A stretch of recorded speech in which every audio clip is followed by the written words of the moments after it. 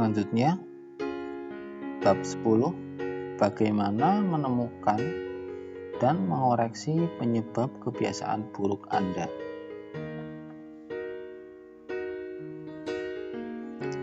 Di penghujung tahun 2012, saya sedang duduk di apartemen tua, hanya beberapa blok dari jalan paling terkenal di Istanbul, Istiklal Caddesi. Saya sedang dalam lawatan 4 hari ke Turki dan pemandu saya, Mike, duduk santai di kursi tamu kusam tak begitu jauh dari saya. Mike bukan pemandu profesional, ia hanya seseorang asal Maine yang pernah tinggal di Turki selama 5 tahun. Tapi, ia menawarkan diri mengantar saya berkeliling sewaktu saya berkunjung ke negeri itu, dan saya tidak keberatan. Pada malam yang khusus ini, saya diundang makan malam bersamanya dan beberapa teman Turkinya. Kami bertujuh, dan saya satu-satunya yang saat itu tidak merokok. Sedangkan yang lain bisa menghabiskan 1 pak sehari. Saya bertanya kepada salah seorang Turki itu, bagaimana ia mulai merokok? Teman, katanya. Selalu bermula dari teman. Ada teman yang merokok, lalu kita mencobanya. Yang betul-betul menarik adalah setengah dari orang-orang di ruangan itu telah berusaha berhenti merokok. Mike sudah tidak merokok selama beberapa tahun saat itu. Dan ia bersumpah menghentikan kebiasaan itu karena membaca buku berjudul Alan Carr's Easy Way to Stop Smoking. Buku itu membahas Anda dari beban mental akibat merokok, katanya. Yang dikatakan adalah berhenti berbohong pada diri sendiri. Anda tahu, Anda tidak sungguh ingin merokok. Anda tahu, Anda tidak sungguh menikmatinya. Katanya, Anda merasa seolah-olah Anda bukan korban lagi. Anda mulai sadar bahwa Anda tidak perlu merokok. Saya tidak pernah mencoba merokok, tapi saya penasaran dengan isi buku itu. Penulisnya menggunakan strategi yang menarik untuk membantu perokok menghilangkan nafsu merokok. Ia secara sistematis membingkai ulang tiap petunjuk yang terkait dengan merokok dan memberinya makna baru. Ia mengatakan hal-hal seperti ini. Pertama, Anda mengira berhenti dari sesuatu, padahal Anda tidak sedang berhenti dari sesuatu, karena merokok tidak melakukan apapun kepada Anda. Kedua, Anda mengira merokok adalah sesuatu yang Anda butuhkan demi pergaulan, padahal tidak demikian. Anda dapat bergaul tanpa merokok sama sekali. Terakhir, Anda mengira merokok membebaskan Anda dari stres, padahal tidak. Merokok tidak membebaskan saraf Anda, justru merusaknya. Berulang-ulang, ia menyampaikan kembali frasa-frasa tadi dalam hal semacamnya. Ingat baik-baik, katanya. Anda tidak kehilangan apapun dan Anda mendapatkan hasil positif yang luar biasa, tidak hanya dalam kesehatan, tapi juga dalam energi dan uang, serta kepercayaan diri, rasa hormat pada diri sendiri, kebebasan, dan yang paling penting, umur panjang serta hidup yang berkualitas di masa mendatang. Ketika Anda sampai ke bagian akhir buku itu, merokok terkesan seperti hal paling konyol yang pernah dilakukan di dunia. Dan jika Anda tak lagi berharap, merokok akan memberikan manfaat kepada Anda, tidak ada alasan lagi untuk merokok. Ini kebalikan dari hukum kedua, perubahan perilaku, menjadikannya tidak menarik. Nah, saya tahu gagasan ini mungkin terdengar terlalu sederhana. Cukup ubah pikiran Anda, maka Anda dapat berhenti merokok. Sebentar lagi akan saya jelaskan. Sebab dari mana asal gairah atau nafsu. Setiap perilaku memiliki gairah di tingkat permukaan dan motif yang lebih dalam. Saya sering merasakan gairah yang kira-kira seperti ini. Saya ingin makan takco. Seandainya Anda bertanya mengapa saya ingin makan takco, saya tidak akan menjawab. Karena saya perlu makan untuk bertahan hidup. Padahal sesungguhnya di tempat yang lebih dalam, saya termotivasi untuk makan takco karena saya harus makan supaya tetap hidup. Motif yang lebih dalam adalah untuk mendapatkan makanan dan air. Bahkan meskipun yang sangat saya inginkan adalah takco. Beberapa motif yang lebih dalam kita antara lain 1. Menghemat energi, 2. Mendapatkan makanan dan air, 3. Mendapatkan pasangan dan berproduksi. 4. Menghubungkan dan mengikat diri dengan orang lain. 5. Mendapatkan penerimaan dan pengakuan dalam pergaulan. 6. Mengurangi ketidakpastian. Dan terakhir, meraih status dan prestis. Gairah hanyalah manifestasi tertentu untuk motif yang lebih dalam. Otak manusia tidak berkembang meskipun sekarang Anda ingin sekali merokok, ingin memeriksa Instagram, atau ingin sekali bermain video game. Di tingkat yang dalam, Anda hanya ingin mengurangi ketidakpastian dan mengurangi kecemasan, diterima dan diakui dalam pergaulan, atau meraih status. Jika Anda perhatikan, setiap produk yang membentuk kebiasaan, Anda akan melihat bahwa hampir semua produk itu tidak menciptakan motivasi baru, tapi sekedar memanfaatkan motif manusiawi yang sudah ada. Mendapatkan pasangan dan berproduksi sama dengan menggunakan Tinder. Berhubungan dan mengikat diri dengan orang lain sama dengan membuka Facebook. Mendapatkan penerimaan dan pengakuan dalam pergaulan sama dengan mengunggah di Instagram. Mengurangi ketidakpastian sama dengan mencari di Google. Meraih status dan prestis sama dengan bermain video game.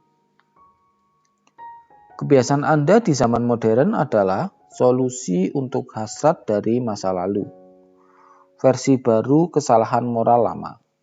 Motif yang ada di balik perilaku manusia tetap sama. Kebiasaan tertentu yang kita lakukan berbeda hanya dalam periode sejarah. Berikut bagian sangat kuat. Ada banyak cara berbeda untuk memenuhi motif mendasar yang sama. Seseorang mungkin belajar mengurangi stres dengan merokok. Orang lain belajar menurunkan kecemasan dengan berlari. Kebiasaan Anda saat ini tidak harus merupakan cara terbaik untuk memecahkan masalah yang Anda hadapi. Cara itu hanya kebetulan telah Anda pelajari. Begitu mengaitkan suatu solusi dengan masalah-masalah yang perlu Anda pecahkan, Anda terus kembali ke situ. Semua kebiasaan terkait dengan asosiasi. Asosiasi ini menentukan apakah menurut kita suatu kebiasaan layak diulang atau tidak. sebagaimana dibahas dalam bab tentang kaidah pertama. Otak Anda terus menyerap informasi dan memeriksa petunjuk-petunjuk di sekitar.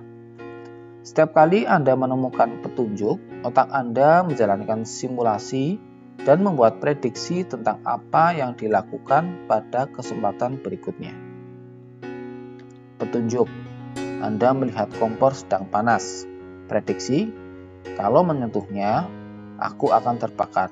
Jadi, aku tidak boleh menyentuhnya. Petunjuk: Anda melihat lampu lalu lintas akan menjadi hijau. Prediksi: kalau tancap gas, mungkin aku akan berhasil melewati persimpangan dan tidak terlambat sampai tujuan. Jadi, aku harus tancap gas.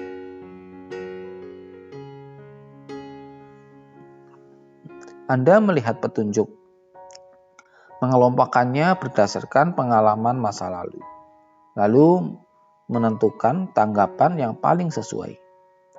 Ini semua berlangsung dalam sekejap, tapi memainkan peran yang sangat penting dalam kebiasaan Anda karena setiap aksi didahului dengan prediksi. Hidup terasa reaktif, padahal sesungguhnya hidup itu prediktif. Sepanjang hari, Anda membuat tebakan-tebakan terbaik tentang bagaimana harus beraksi berdasarkan apa yang Anda lihat dan berhasil di masa lalu. Anda tidak berhenti membuat prediksi tentang apa yang akan terjadi kemudian.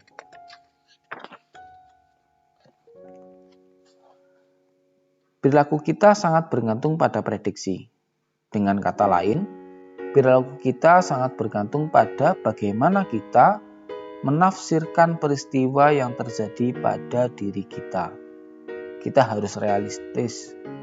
Kita harus realitas objektif peristiwa-peristiwa itu sendiri. Dua orang dapat melihat rokok yang sama. Satu orang merasakan dorongan untuk merokok, sedangkan yang lain terganggu oleh baunya. Petunjuk yang sama dapat memicu kebiasaan baik atau sebaliknya, tergantung prediksi Anda. Penyebab kebiasaan Anda sesungguhnya adalah prediksi yang mendahulunya. Prediksi-prediksi ini mengantar ke perasaan yang terkait dengan bagaimana kita bisa menjelaskan gairah, perasaan, hasrat, dorongan. Perasaan dan emosi mengubah petunjuk yang kita dapatkan dan prediksi yang kita buat menjadi sinyal yang dapat kita terapkan. Sinyal itu membantu kita menerangkan apa yang sedang kita rasakan. Sebagai contoh, entah disadari atau tidak, Anda merasakan seberapa hangat atau dingin saat ini.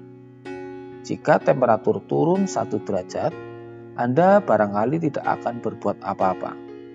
Namun, ketika temperatur turun 10 derajat, Anda akan merasa dingin dan mengambil baju hangat. Perasaan dingin adalah sinyal yang menyuruh Anda beraksi. Anda merasakan petunjuk itu sepanjang waktu. Tapi, hanya ketika meramalkan bahwa Anda akan menjadi lebih baik dalam situasi yang berbedalah Anda melakukan aksi. Gairah adalah perasaan bahwa Anda ada sesuatu yang hilang.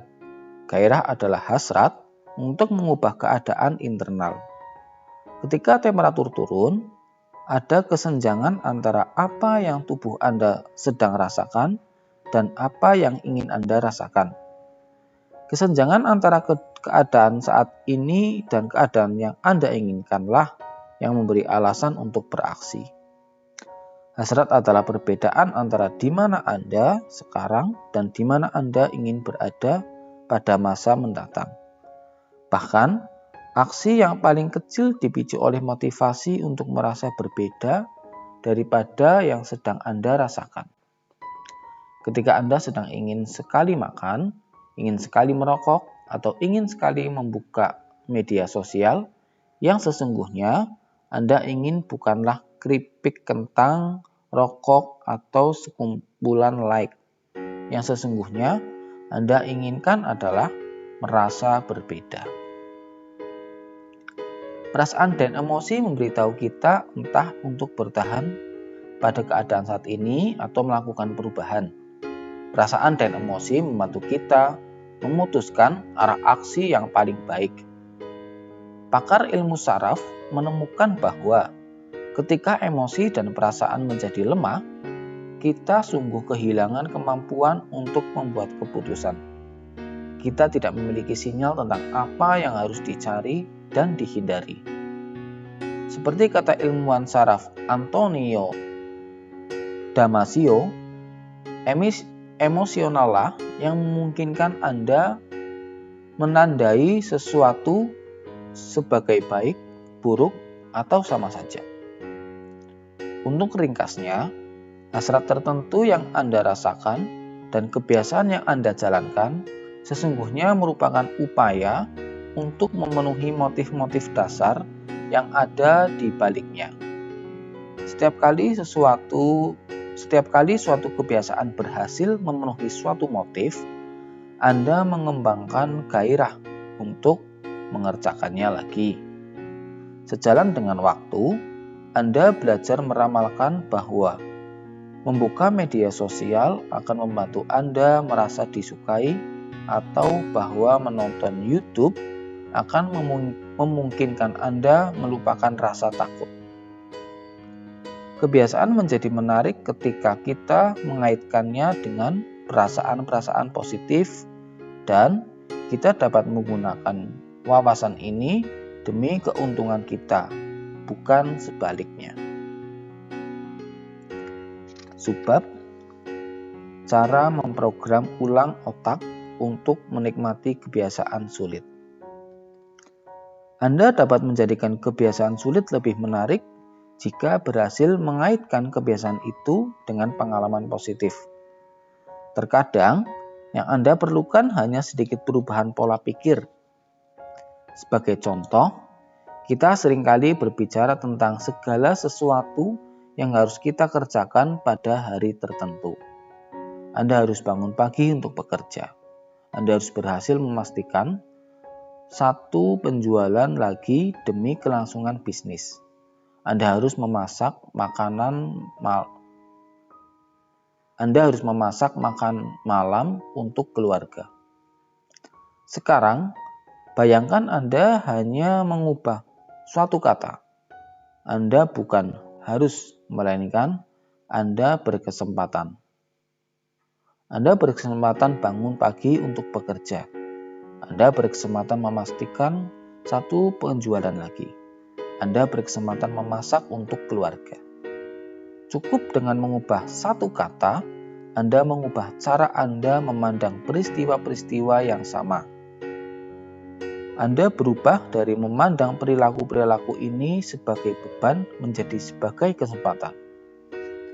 Yang pokok dalam kedua versi realitas itu adalah benar. Anda harus melakukan hal-hal itu, dan Anda juga berkesempatan melakukannya. Kita bisa mendapatkan bukti untuk perubahan pola pikir apapun yang kita pilih. Saya pernah mendengar cerita tentang seseorang yang memakai kursi roda. Ketika ditanya, apakah terkurung di kursi roda membuatnya merasa sulit? Ia menjawab, "Saya bukan terkurung di kursi roda ini. Saya merasa terbebaskan oleh kursi roda ini. Kalau bukan karena kursi roda ini, saya akan tetap diranjang dan tak pernah bisa meninggalkan rumah." Perubahan perspektif ini mengubah total caranya menjalani hidup sehari-hari. Membingkai ulang kebiasaan dengan lebih berfokus pada manfaat ketimbang kerugian adalah cara yang cepat dan mudah untuk memprogram ulang pikiran dan menjadikan kebiasaan terkesan lebih menarik. Olahraga. Banyak orang mengaitkan olahraga dengan kewajiban berat yang menguras energi dan melelahkan. Anda dapat dengan sama mudah memandangnya sebagai cara untuk mengembangkan keterampilan dan meningkatkan stamina. Alih-alih berpikir, aku harus lari pagi ini. Katakanlah, Sudah waktunya meningkatkan stamina dan berlari lebih cepat. Keuangan. Menabung sering dikaitkan dengan pengorbanan. Namun, Anda dapat mengaitkannya dengan kebebasan, bukan pembatasan. Jika menyadari kebenaran sederhana berikut, hidup di bawah kemampuan Anda saat ini berarti meningkatkan kemampuan Anda di masa mendatang. Uang yang Anda hemat bulan ini meningkatkan daya beli Anda bulan berikutnya.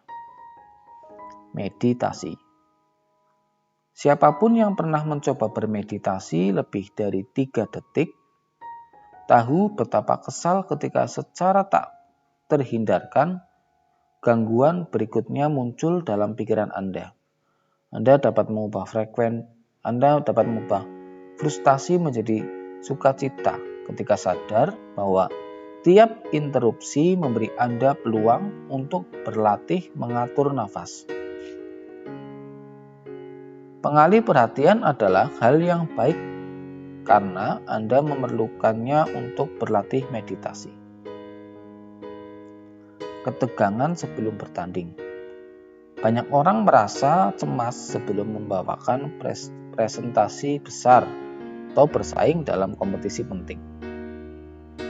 Irama nafas lebih cepat, denyut jantung bertambah, kegelisahan meningkat.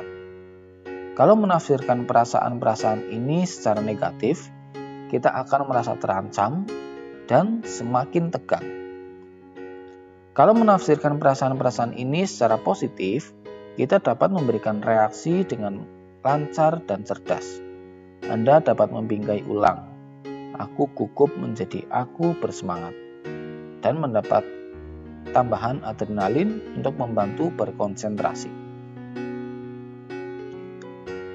Perubahan pola pikir kecil ini bukan sesuatu yang ajaib, tapi bisa membantu mengubah perasaan-perasaan yang Anda kaitkan dengan kebiasaan atau situasi tertentu. Jika ingin selangkah lebih maju, Anda dapat menciptakan ritual motivasi. Anda cukup berlatih menghubungkan kebiasaan-kebiasaan Anda dengan sesuatu yang Anda nikmati. Lalu, Anda bisa menggunakan petunjuk itu setiap kali memerlukan sedikit motivasi. Sebagai contoh, jika selalu memutar lagu yang sama sebelum berhubungan seks, Anda akan mulai menghubungkan musik itu dengan aksi. Setiap kali Anda ingin mendapatkan suasana hati itu, tekan saja tombol play. Ed Latimore, petinju dan penulis dari Pittsburgh, mengambil manfaat dari strategi serupa tanpa menyadarinya. Realisasi yang aneh, tulisnya. Fokus dan konsentrasi saya meningkat cukup dengan memasang headphone waktu menulis. Saya bahkan tidak harus menggunakannya untuk mendengarkan musik. Tanpa menyadarinya, ia mengondisikan diri sendiri. Awalnya, ia memasang headphone, memutar sejumlah musik yang ia nikmati, dan menjadi berfokus pada pekerjaan. Setelah melakukannya 5, 10, 20 kali, memasang headphone menjadi petunjuk bahwa ia secara otomatis mengaitkannya dengan peningkatan fokus. Gairah muncul secara alami. Atlet menggunakan strategi-strategi serupa agar dapat berfokus pada performa. Selama karir bisbol saya mengembangkan ritual peregangan dan melempar yang khusus sebelum tiap pertandingan. Seluruh rangkaian prosesnya berlangsung kira-kira 10 menit dan saya sungguh melakukan hal sama setiap kalinya. Selain sebagai pemanasan fisik sebelum bermain, yang lebih penting ritual itu membawa saya ke status mental yang tepat. Saya mulai mengaitkan ritual pra-pertandingan saya dengan perasaan kompetitif dan fokus. Bahkan, ketika motivasi saya tidak ada, begitu mengerjakan ritual itu, saya langsung berada dalam mood bertanding.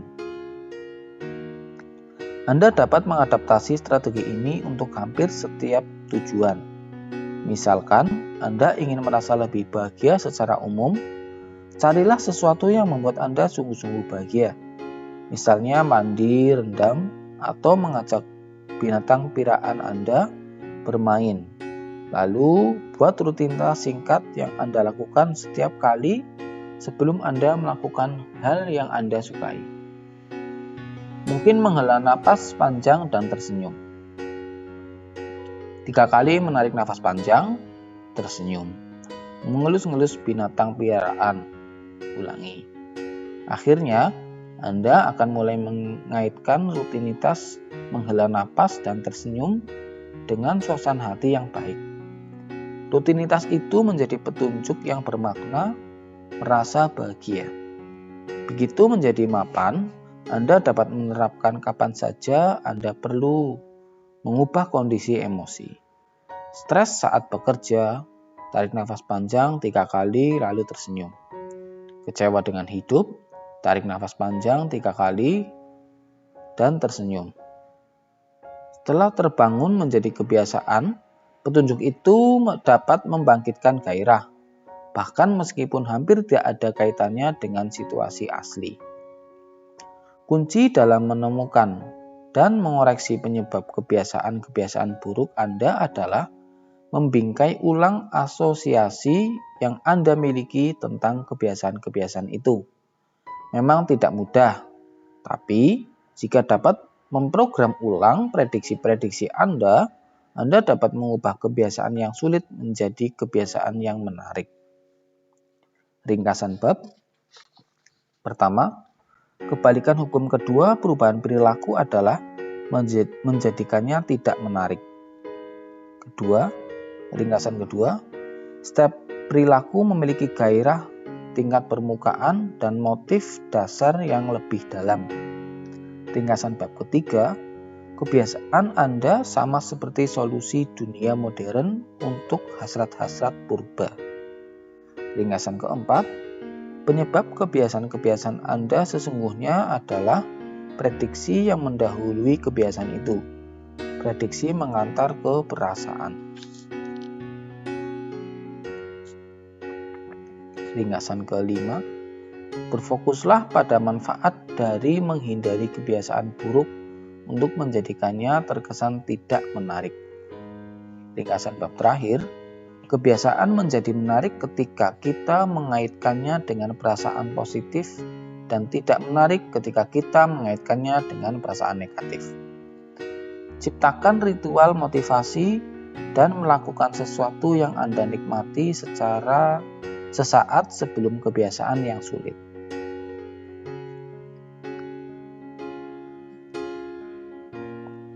Berikut ringkasan dari hukum ke-1 dan hukum kedua. Cara menciptakan kebiasaan baik. Hukum pertama, hukum ke-1, menjadikannya terlihat. Pertama, mengisi kartu nilai kebiasaan, tulis kebiasaan-kebiasaan saat ini untuk menyadari semuanya. Kedua, menggunakan niat implementasi. Aku akan dalam kurung perilaku pada dalam kurung waktu di dalam kurung lokasi. Ketiga, menumpuk kebiasaan setelah kebiasaan sekarang, aku akan kebiasaan baru.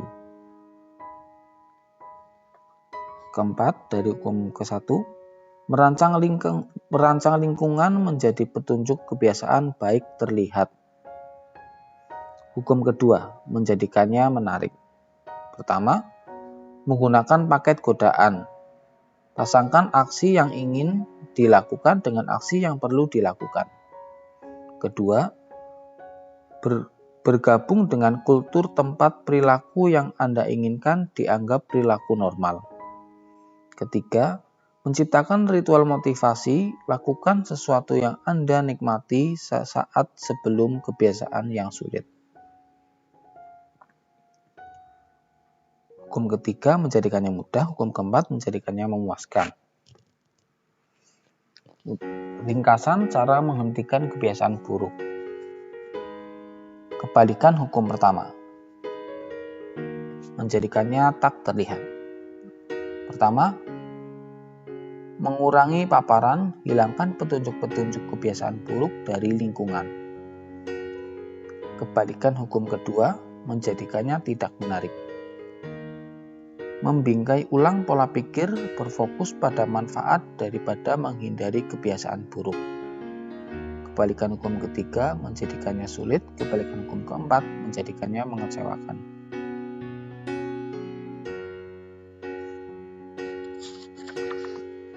Demikian pembacaan bab 10 dan juga sebagai penutup untuk pembahasan kaidah kedua. Selanjutnya kaidah ketiga, menjadikannya mudah, akan dibacakan di video berikutnya.